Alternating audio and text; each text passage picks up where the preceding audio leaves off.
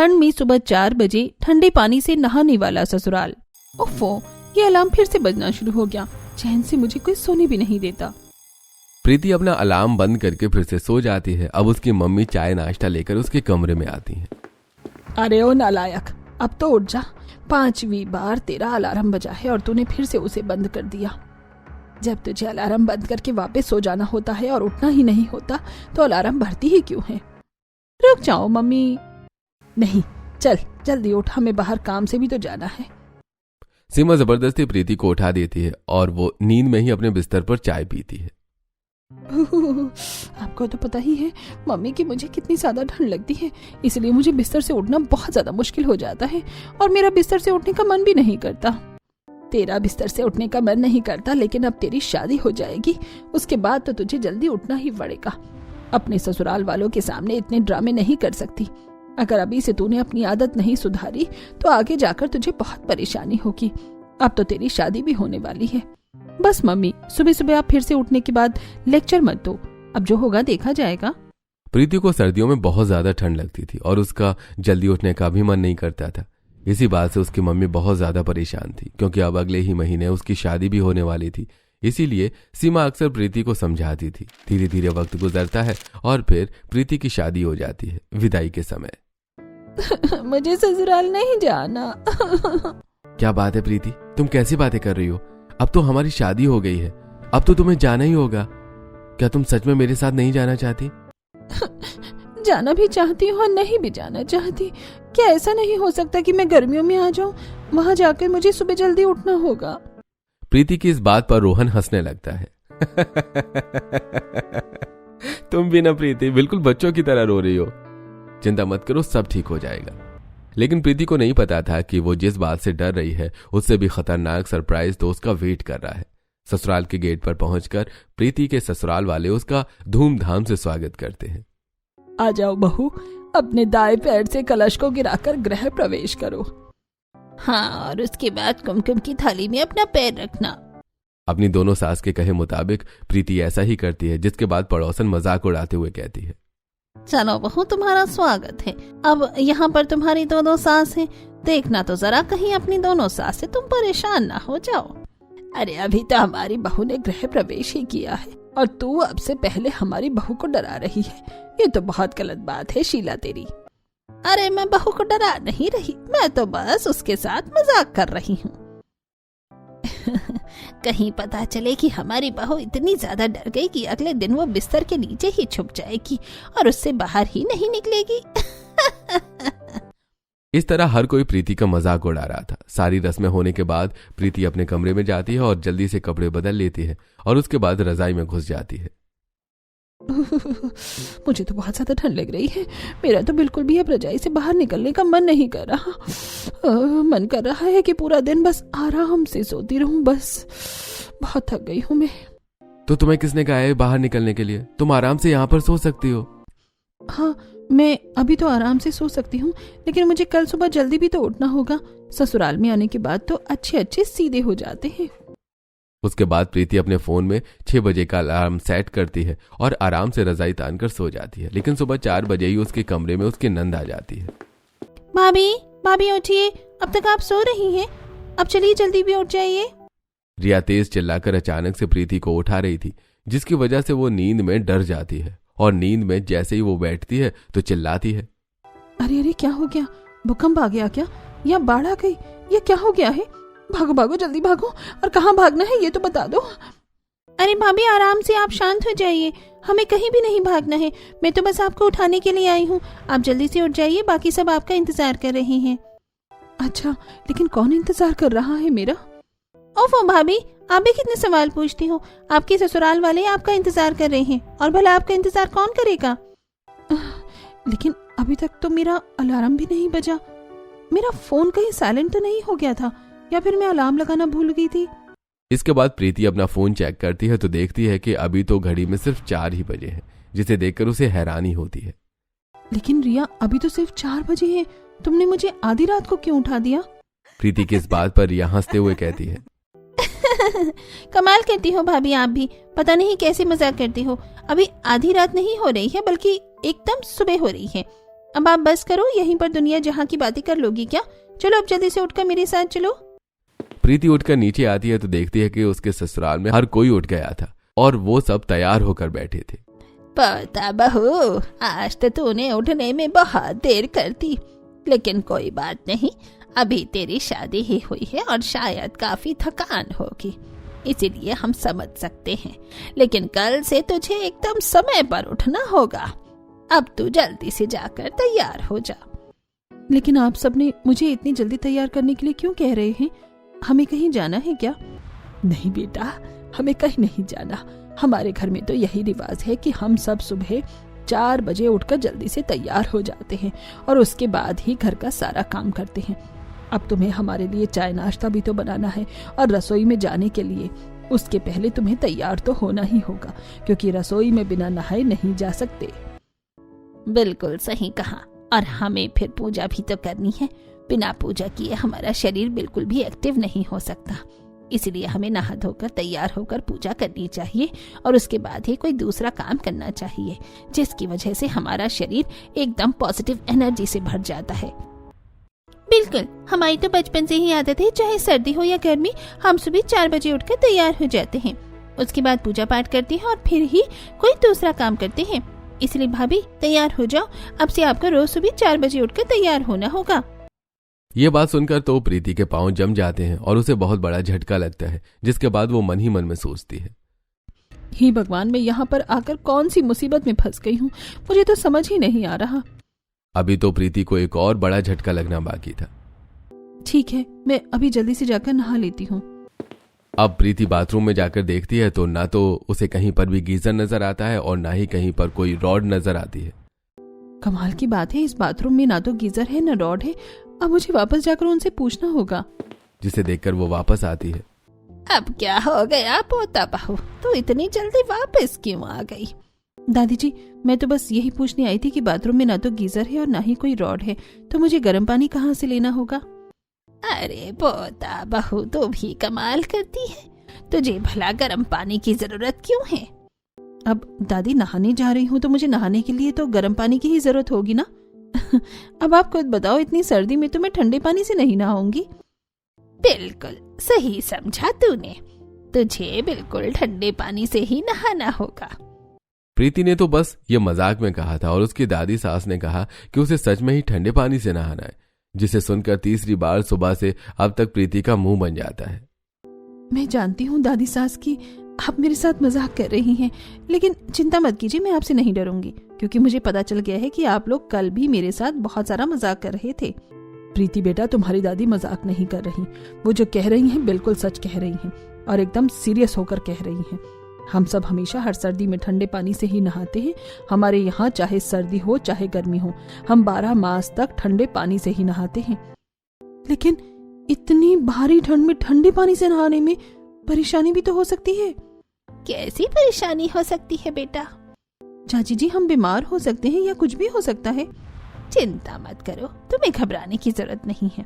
हम इतने सालों से ठंडे पानी से ही नहाते आ रहे हैं, आज तक हमें तो कुछ नहीं हुआ। और तुम देखना, एक बार तुम भी ठंडे पानी से नहाना शुरू कर दोगी ना, फिर तो तुम गर्म पानी को भूल ही जाओगी।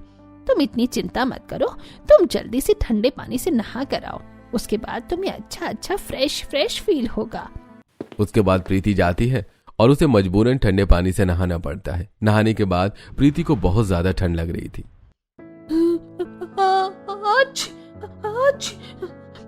मुझे तो बहुत ज्यादा कड़ाके की सर्दी लग गई है। भला इतनी ठंड में भी कोई ठंडे पानी से नहाता है? आज तो मेरा सिर्फ पहला दिन है और आज मेरा ये हाल है तो आगे पता नहीं क्या हाल होने वाला है। सिर्फ एक दिन की बात नहीं है, ये लोग तो हर रोज मुझे ठंडे पानी से नहलाने वाले हैं। अब ठंडे पानी से नहाने के बाद प्रीति सबके साथ जाती है और वहां जाकर सभी मिलकर मंदिर में पूजा करते हैं। ओम जय जगदीश हरे, स्वामी जय जगदीश हरे, भक्त जनों के संकट, दास जनों के संकट, क्षण में दूर करे, ओम जय जगदीश हरे। पूजा करने के बाद सभी आरती लेते हैं और उसके बाद प्रीति पूरे घर में आरती की थाल को घुमा कर लाती है। पूजा पाठ करने के बाद घर के बाकी सदस्य अब योगा करने के लिए भी बैठ जाते हैं। चल पोता बहू, हमारे साथ बाहर गार्डन में बैठकर योगा कर। क्या कहा? अब बाहर गार्डन में बैठकर मुझे योगा भी करना होगा? हाँ बिल्कुल, क्यों नहीं करना होगा। तू तो ऐसे हैरान हो रही है जैसे तूने पता नहीं कौन सा भारी सा भूत देख लिया हो। मुझे तो सच में लग रहा है कि मैंने कोई बहुत बड़ा भूत देख लिया है। इससे ज्यादा खतरनाक भूत तो मेरे लिए कोई और हो भी नहीं सकता। सच में भूतों के ससुराल में ही शादी हो गई है मेरी। ऐसा भला कौन करता है? भगवान जी प्लीज मुझे बचा लो इस मुसीबत से। अब प्रीति को मजबूरन अपने ससुराल वालों के साथ आधा घंटा गार्डन में ही ठंडी हवा में योगा भी करना पड़ता है, जिसकी वजह से उसे बहुत ज्यादा ठंड भी लग रही थी। लगता है मेरी तो कुड़की ही जमने वाली है। पता नहीं यहाँ रहकर मेरा क्या हाल होने वाला है। अरे बेटा, तुम ठीक से नहीं कर रही हो, जरा अपने हाथों को सीधा करो। जी ठीक है मम्मी जी। अब इस तरह से प्रीति को सुबह सुबह बड़ा परेशान होना पड़ता है और उसके बाद वो रसोई में जाकर सबके लिए नाश्ता बनाती है। वो ठंड से बुरी तरह से कांप रही थी और रसोई में 5:30 बजे वो सबके लिए खाना भी बना रही थी। वो सबके लिए चाय के साथ आलू के पराठे बना रही थी। हे भगवान, मुझे तो मेरे ससुराल में पहले ही दिन जन्नत नजर आ रही है।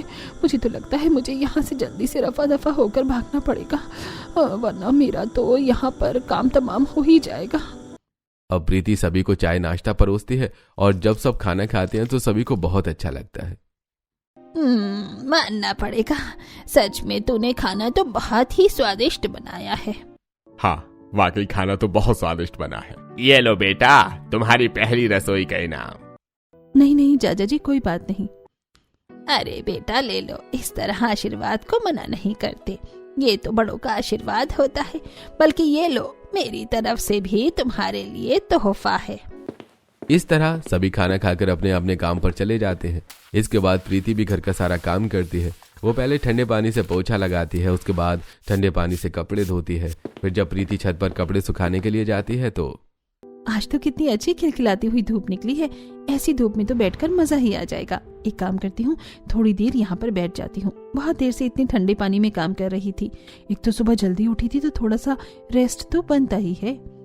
अब प्रीति थोड़ी देर धूप में बैठी थी और कब उसकी आंख लग जाती है उसे भी पता नहीं चलता। तभी वहां पर उसकी दोनों सास आ जाती हैं और उसे उठा देती हैं। प्रीति बेटा, तुम यहाँ पर क्या कर रही हो? उसकी आवाज से प्रीति की नींद टूट जाती है और वो मन में कहती है, मैं तो यहाँ पर तांडव कर रही हूँ। लगता है बहू को धूप में बैठना बहुत अच्छा लग रहा है, इसलिए यहाँ पर आराम से धूप सेक रही है। आराम?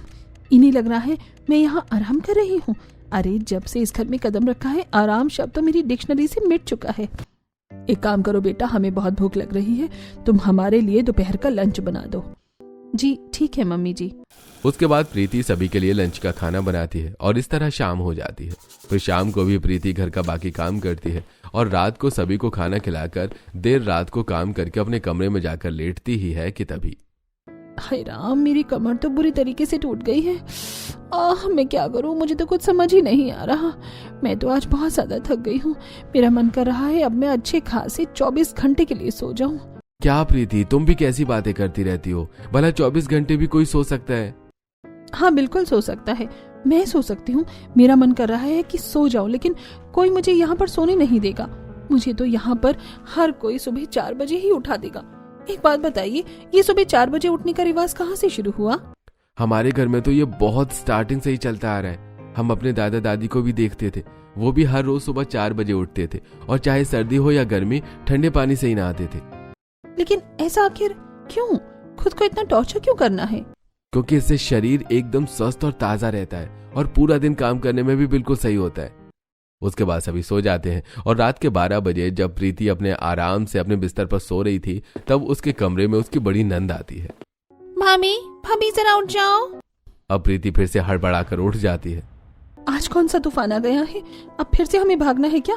या फिर से सुबह के जल्दी 4 बज गए हैं और मुझे उठकर फिर से ठंडे पानी से नहाना है? नहीं नहीं भाभी, अभी सुबह के 4 नहीं बजे, अभी तो सिर्फ रात के 12 ही बजे हैं। तो फिर तुमने मुझे इतनी जल्दी क्यों उठा दिया? क्योंकि भाभी आपको पता है ना, मैं नाइट शिफ्ट में वर्क फ्रॉम होम करती हूँ और मुझे इस समय बहुत ज्यादा भूख लग रही है, तो इसलिए आप प्लीज मुझे कुछ खाने के लिए दे दीजिए। ओह अच्छा, तो ऐसी बात है। यानी क्या मुझे रात को भी तुम्हारे लिए काम करना होगा? सुबह 4 बजे उठकर तो मैं काम करती ही हूँ। अब इसमें हम क्या कर सकते हैं भाभी, हमारे घर का सिस्टम ही कुछ ऐसा है। अब प्रीति को रात को 12 बजे उठकर भी स्नेहा के लिए खाना बनाना पड़ता है। वो अब स्नेहा को रात को 12 बजे ठंड में खाना बनाकर देती है। इन लोगों ने मेरा जीना हराम कर रखा है। मेरी सुबह की नींद तो उड़ा ही दी थी, अब रात की भी नींद उड़ा दी है। अगर ऐसा ही चलता रहा तो मैं जल्दी ही पागल हो जाऊंगी और एक पागल खाने में मिलूंगी। अब प्रीति स्नेहा को खाना बनाकर देती है और उसके बाद वापस कमरे में सोने जाती है। तो रात के 1:30 बज रहे थे। वो बहुत ज्यादा थक गई थी, इसलिए जल्दी ही लेट कर सो जाती है। लेकिन फिर से वो जल्दी ही सुबह के 4 बज जाते हैं और जब उसे उठाया जाता है तो बड़ी मुश्किल से उसकी आंख भी नहीं खुलती। देखो प्रीति, उठ जाओ, 4 बजने में सिर्फ 2 ही मिनट बचे हैं। हाँ तो मुझे सोने दो ना, मुझे उठा क्यों रहे हो? क्या यहाँ पर कोई मुझे भी चैन से सोने दे सकता है या नहीं? कृपया करके मुझे सोने दो। देखो उठ जाओ, वरना आज मम्मी चाची सब तुम्हारे कमरे में तुम्हें उठाने के लिए आ जाएंगे। देखो प्लीज मुझे सोने दो, वरना अच्छा नहीं होगा।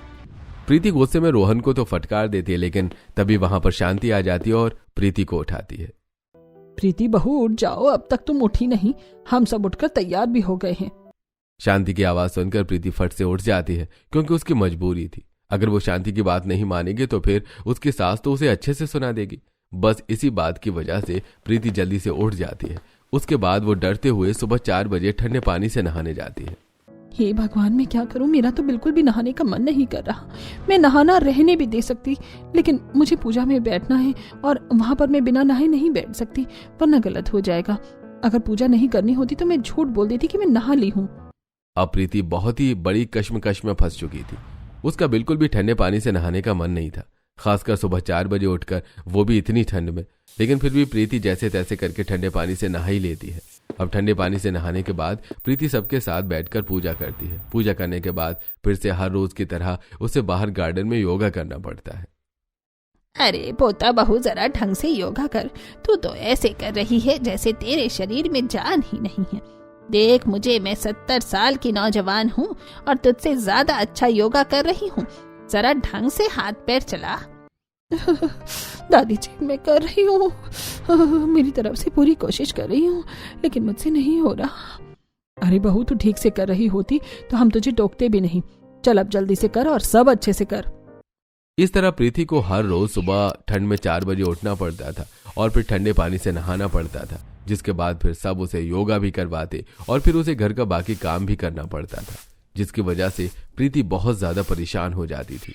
एक दिन प्रीति बाजार में सब्जी लेने जा रही थी। बाप रे, आज तो कितनी ज्यादा सर्दी है और मुझे बहुत ज्यादा ठंड लग रही है।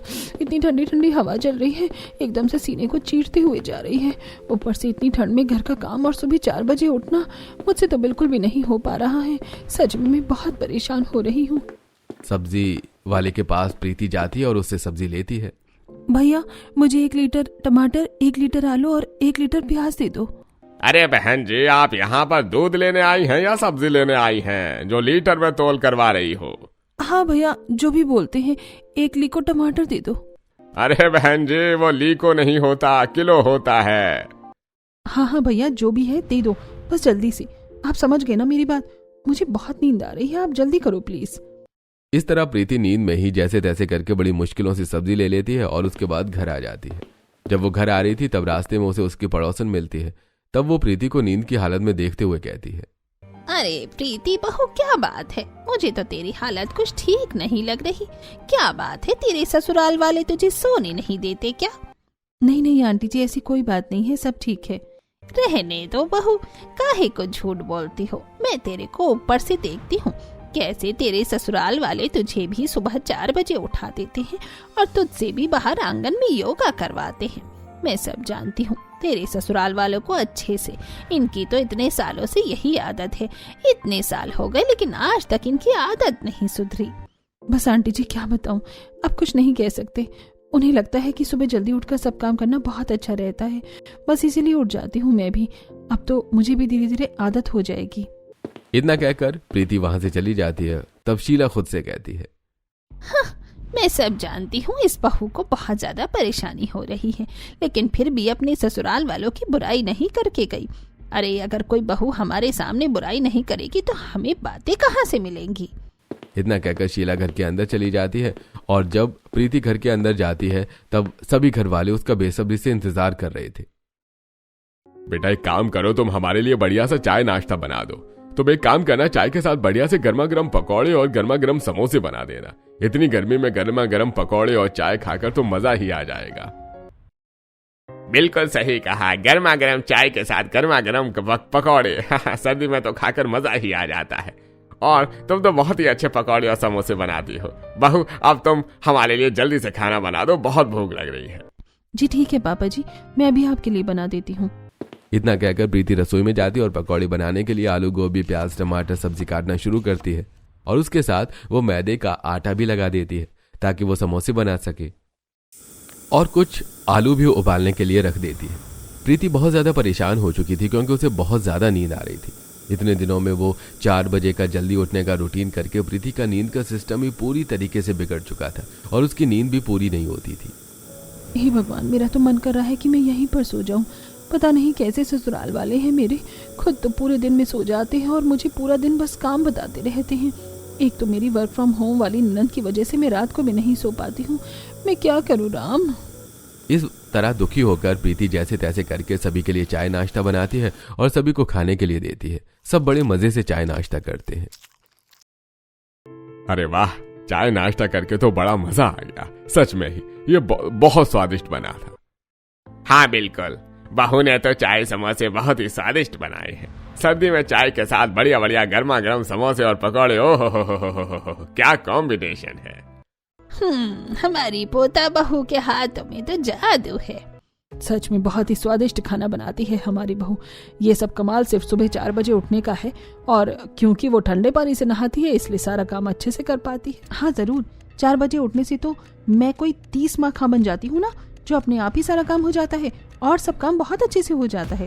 अरे कैसे पागल ससुराल वाले हैं मेरे, एक तो सुबह जबरदस्ती 4 बजे उठा देते हैं, ऊपर से ठंडे पानी से नहलाते हैं, उसके बाद मेरी मेहनत का सारा क्रेडिट सुबह उठने पर देते हैं। मुझे तो समझ नहीं आता इनका लॉजिक कहीं भी। उसके बाद प्रीति बेचारी पूरा दिन घर का सारा काम करती है और रात को सभी के लिए खाना बनाकर जब वो सो जाती है तो फिर से रात को 12 बजे उसकी बड़ी नंद उसके कमरे में आती है और उसे उठाती है। अरे भाभी उठे भी जाओ, रात के 12 बज रहे हैं। आपको भी हर रोज मुझे कमरे में आकर ही उठाना पड़ता है। प्रीति नींद में बहुत ज्यादा डिस्टर्ब हो जाती है और अचानक से भौचक्का होकर उठती है। अरे अरे क्या हो गया, तो मुझे बार बार हर रोज रात को 12 बजे क्यों उठा देती हो आकर। हाय रब्बा, मैं तो परेशान हो गई हूँ। अरे भाभी ये भी कोई बताने वाली बात है। आपको पता तो है कि मैं वर्क फ्रॉम होम करती हूँ और मुझे रात को 12 बजे खाना और कॉफी चाहिए होती है, लेकिन अभी तक आपको आदत नहीं हुई और बार बार आपको आकर उठाना मुझे ही पड़ता है। आप प्लीज जल्दी से उठ जाओ और मुझे कॉफी दो, पहले बनाकर, उसके बाद मेरे लिए खाना बना देना। हाँ हाँ ठीक है, चलो तुम, मैं आती हूँ। अब प्रीति उसके बाद उठकर रसोई में जाती है और स्नेहा के लिए खाना बनाती है और उसे कॉफी भी बनाकर देती है। वो सारा खाना लेकर उसके कमरे में जाती है जहां पर स्नेहा खुद सोफे पर बैठकर सो रही थी, जिसके बाद प्रीति उसे उठाती है और कहती है, अरे स्नेहा उठ जाओ, तुम्हारा खाना बन गया है, जल्दी से खाना खा लो। और तुम नौकरी के टाइम पर सो क्यों रही हो? क्या भाभी, आपने भी मेरी नींद खराब कर दी। मेरा खाना रख देती, मैं थोड़ी देर बाद खा लेती। ये बात सुनकर प्रीति को बहुत ज्यादा गुस्सा आ जाता है और वो स्नेहा के बाल पकड़कर खींचकर उसका सिर घुमाते हुए कहती है, तुम्हारी इतनी हिम्मत कैसे हुई? तुम मुझे इस तरह उल्टा बोल रही हो। एक तो तुमने मुझे खुद नींद से उठाया था और मेरी नींद खराब की थी, और मैंने नींद खराब करके तुम्हारे लिए एक तो इतनी मेहनत से खाना बनाया, ऊपर से तुम मुझे ऑर्डर दे रही हो और मुझे डांट रही हो कि मैंने तुम्हें क्यों उठाया। ऊपर से ऑफिस टाइम में सो रही हो। मुझे क्या यही काम रह गया है कि पूरी रात जाकर तुम्हारे लिए बस खाना ही बनाती रहूंगी और गर्म करती रहूंगी? अरे भाभी प्लीज मेरे बाल छोड़ दो, मुझे बहुत दर्द हो रहा है। प्लीज मेरे साथ ऐसा मत करो। नहीं, मैं बिल्कुल ऐसा ही करूंगी, तुम अब मुझे रोक नहीं सकती। अरे भाभी क्या हो गया, अब क्या सोचने लग गई? स्नेहा के बोलने के बाद प्रीति होश में आती है और प्रीति को समझ आता है कि ये सब वो बस सोच ही रही थी। काश मैं सच में इसके बाल खींच पाती। मुझे सच में बहुत गुस्सा आ रहा है। ना तो मेरी नींद पूरी होती है और ना ही मुझे चैन के 2 पल सांस लेने को मिलते हैं यहाँ पर। भाभी क्या आप बाद में मेरे लिए खाना गर्म कर दोगी? बस स्नेहा के इतना कहने की देरी थी कि प्रीति बहुत ज्यादा भड़क जाती है। देखो, मैंने तुम्हारे लिए खाना बना दिया है, यही बहुत बड़ी बात है। अब तुम इसे चाहे खुद गर्म करके खाना, लेकिन मैं अब कुछ नहीं करने वाली। वैसे भी मुझे 4 बजे उठना है और 1:30 तो बज ही चुका है। अब मैं जा रही हूँ सोने। अब इन सब चीजों की वजह से प्रीति का मूड बहुत ज्यादा चिड़चिड़ा रहने लगा था। अब वो दोबारा सोती है और 4 बजे फिर से उठना पड़ता है और 4 बजे उठकर फिर वही ठंडे पानी में नहाकर फिर से पूजा पाठ करके घर का बाकी काम करना पड़ता है। इस तरह से दिन गुजर रहे थे और प्रीति की हालत बहुत ज्यादा खराब होती जा रही थी। जब एक दिन प्रीति अपने कमरे में सो रही थी तब उसके कमरे में शांति और सुनीता आती हैं। अरे बहू उठ जाओ, तुम भी पूरा दिन बस सोती रहती हो। सच में प्रीति बहू को तो बस पूरा दिन आराम ही करना होता है। जल्दी उठो बेटा, हमारे लिए खाना बना दो, हमें बहुत भूख लग रही है। प्रीति नींद में होती है और उसे बिल्कुल भी होश नहीं होता, लेकिन फिर भी वो अपनी दोनों सास की बात सुनकर उठ जाती है और नींद में कहती है, मम्मी जी, क्या हम सुबह रोज 4 बजे उठने को स्किप नहीं कर सकते? कम से कम हम 5 बजे तो कर ही सकते हैं। एक 4 बजे का ही टाइम कोई फिक्स जरूरी थोड़ी है। 4 बजे उठो या 5 बजे उठो, 5 बजे ही उठना जल्दी ही होता है। मेरी नींद बिल्कुल भी पूरी नहीं हो पाती। क्या हम 1 घंटा भी एक्स्ट्रा नहीं ले सकते? अरे प्रीति बहू, तुम कैसी बातें कर रही हो? हम अपने इस रिवाज को नहीं तोड़ सकते। हमारी सास, दादी सास भी ऐसा ही करती थी और हम भी ऐसा ही करते आए हैं, तो तुम्हें भी ऐसा ही करना होगा। बिल्कुल सही कहा, तुम ऐसा नहीं कर सकती, तुम्हें भी यही करना होगा। पता नहीं आजकल की बहुओं के क्या नखरे होते हैं, उनसे कुछ हो ही नहीं पाता। सुनीता और शांति प्रीति को कड़वी बातें सुनाकर वहां से चली जाती हैं, जिसके बाद प्रीति को बहुत बुरा लगता है और गुस्सा भी आता है। एक तो मैं पूरा दिन लोगों का काम करती हूँ, ऊपर से रात को भी ठीक से नहीं सो पाती और सुबह भी जल्दी उठती हूँ, फिर भी इन्हें लगता है कि मैं सब ड्रामा कर रही हूँ। ये सब बिल्कुल भी अच्छा नहीं हो रहा है। उसके बाद प्रीति नींद में और गुस्से में ही उठकर बाहर जाती है और सबके लिए खाना बनाती है। अगले दिन फिर से प्रीति को सुबह 4 बजे उठाया जाता है और वो ठंडे ठंडे पानी से नहाकर आती है, जिसकी वजह से उसे ठंड लग जाती है। मुझे तो बहुत ज्यादा ठंड लग रही है, बहुत ज्यादा छींक आ रही है। एक काम करती हूँ, एक्स्ट्रा शॉल ले लेती हूँ, उसके बाद थोड़ी देर में ठीक हो जाएगा। ऐसा सोचकर बड़ा सा शॉल लेकर और सिर पर गर्म टोपा लगाकर प्रीति वहां से चली जाती है और उसके बाद रसोई में जाकर सबके लिए खाना बनाती है। खाना बनाते हुए उसके पैरों में बहुत ज्यादा दर्द हो रहा था। एक तो मुझे बहुत ज्यादा ठंड भी लग रही है और ऊपर से मेरे शरीर में इतना ज्यादा दर्द क्यों हो रहा है, मुझे तो कुछ समझ नहीं आ रहा। लगता है आज मैंने कुछ ज्यादा ही एक्सरसाइज कर ली है, शायद इसलिए शरीर दुख रहा है। लगता है मुझे पेन किलर लेनी होगी। इस हालत में भी प्रीति पहले सभी के लिए नाश्ता बनाती है, उसके बाद ठंडे पानी से बर्तन धोती है। बहुत ज्यादा ठंड लग रही है, पता नहीं मुझे क्या हो रहा है, बिल्कुल भी तबीयत ठीक नहीं लग रही। अगर मैंने गलती से भी किसी को कुछ बताया या कुछ कहा तो फिर से इन लोगों को लगेगा कि मैं ड्रामा कर रही हूँ। इससे अच्छा है खुद ही दवाई लेकर काम चला लेती हूँ। इतना सब कुछ करके प्रीति की हालत कुछ ज्यादा ही खराब हो रही थी, लेकिन फिर भी प्रीति किसी को कुछ नहीं बताती और जैसे तैसे करके घर का सारा काम करती है। पहले वो झाड़ू पोछा लगाती है और उसके बाद ठंडे पानी से कपड़े भी धोती है और सारा काम खत्म करके जब प्रीति अपने कमरे में लेटती थी तब उसे नींद आ जाती है। लेकिन थोड़ी देर बाद, भाभी आप जल्दी से चलिए, हमारे लिए चाय नाश्ता बना दीजिए, हमें बहुत भूख लग रही है। हाँ ठीक है चलो। उसके बाद प्रीति फिर से रसोई में जाती है और वो सबके लिए चाय नाश्ता बना ही रही थी कि तभी वो वहीं पर बेहोश हो जाती है और उसके गिरने की बहुत तेज आवाज जब बाहर जाती है तो सब लोग दौड़े दौड़े रसोई में आते हैं और प्रीति की इस हालत को देखकर सभी बहुत परेशान हो जाते हैं। हे भगवान, हमारी बहू को क्या हो गया? ये अचानक से कैसे गिर पड़ी? एकदम से गिर गई भाभी, तो अचानक क्या हो गया है भाभी को? अभी तक तो बिल्कुल सही थी। हमें जल्दी से भाभी को बिना देरी किए अभी के अभी अस्पताल लेकर जाना चाहिए। तब सभी प्रीति को जल्दी से हॉस्पिटल लेकर जाते हैं और वहां पर डॉक्टर जब उनका चेकअप करते हैं तो पता चलता है कि प्रीति को टाइफाइड हो गया था। उसकी हालत बहुत ही ज्यादा खराब थी, जिसके बाद डॉक्टर वहां पर आता है और कहता है, डॉक्टर साहब हमारी बहू को क्या हो गया है? देखिए, इनको बहुत तेज बुखार है और इनकी हालत बहुत दिनों से खराब थी। इनके शरीर में बहुत ज्यादा कमजोरी भी आ गई है। मुझे लगता है कि इन्हें प्रॉपर रेस्ट नहीं मिल पाता। आप मुझे एक बार इनका रूटीन बताएंगे कि सब कैसे हैं? हम सब सुबह 4 बजे उठते हैं और उसके बाद ठंडे पानी से नहाते हैं और फिर हम योगा करते हैं और उसके बाद हम घर का सारा काम करते हैं। इस तरह रात हो जाती है। जब डॉक्टर को यह रूटीन पता चलता है और उन्हें यह भी पता चलता है कि प्रीति रात को ठीक से नींद नहीं ले पाती क्योंकि उसे रात को 12 बजे भी खाना बनाने के लिए उठना पड़ता है, तो डॉक्टर हैरानी से सबको कहते हैं, देखिए, यह रूटीन तो बहुत ही ज्यादा खराब है और ठंड में भला इतने ठंडे पानी से कौन नहाता है? पहले जमाने की बात अलग होती थी, लेकिन सबका शरीर अलग अलग होता है, तो आप किसी को इस तरह जबरदस्ती नहीं कर सकते सेम रूटीन फॉलो करने के लिए। जो चीज आपको सूट करती है जरूरी नहीं है कि वो उन्हें भी सूट होगी और फिर उन्हें दिन में 5 घंटे की भी नींद ठीक से नहीं मिल पा रही है। आपने बिल्कुल सही कहा डॉक्टर, हमसे बहुत बड़ी गलती हो गई है। हम आगे से ऐसी गलती कभी नहीं करेंगे। इस तरह सभी को बहुत बुरा लगता है और उनकी वजह से प्रीति की आज ये हालत हो गई थी। और जब प्रीति डिस्चार्ज होकर घर वापस आती है तब उसकी दोनों सास उससे कहती हैं, हमें माफ कर दो बेटा, हम आगे से ऐसा नहीं करेंगे। अब से हम तुम्हारे साथ जबरदस्ती नहीं करेंगे। तुम आराम से सुबह 6 या 7 बजे उठ सकती हो। हाँ, हमें माफ कर दो, हम भी आगे से ऐसा कुछ नहीं करेंगे और तुम अपने हिसाब से सब कर सकती हो। इस तरह सब कुछ ठीक हो जाता है और प्रीति की हालत को समझते हुए अब उसके ससुराल वाले उसे 4 बजे उठने के लिए फोर्स करना बंद कर देते हैं।